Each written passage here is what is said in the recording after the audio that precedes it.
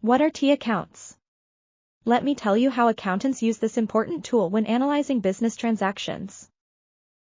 The first step in the 9-step accounting process that accountants use to complete their work is the analysis of business transactions. Accountants analyze transaction with either the accounting equation or T accounts.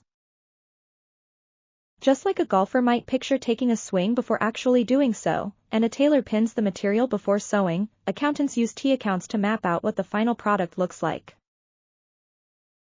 T accounts look like AT. The accountant writes the account name on the horizontal line and enters debits on the left side and credits on the right side of the T account. Every accounting transaction requires at least 2 parts per transaction with at least 1 debit and 1 credit. Let's look at this example. Company A buys equipment for $5,000 on credit.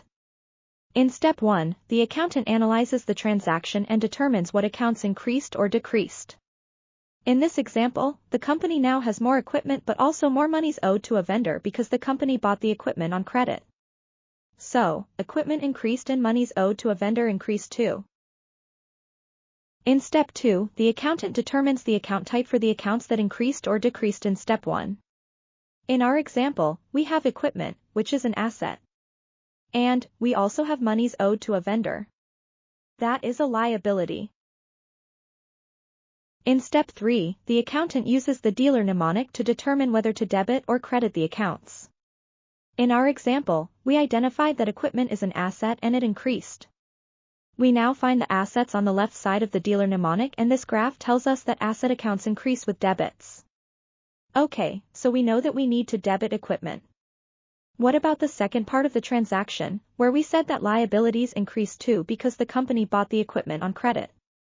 The dealer mnemonic tells us that liabilities increase with credits. So, we credit accounts payable, which is the account companies use when they have liabilities to vendors. That is now what we'll enter into the T accounts. Debit equipment and credit accounts payable. In step 4, the accountant sets up the T accounts that are needed. In our case, we need a T account for equipment and a T account for accounts payable. And, now, we can enter a debit into the equipment account of $5,000 and a credit into the accounts payable account of $5,000.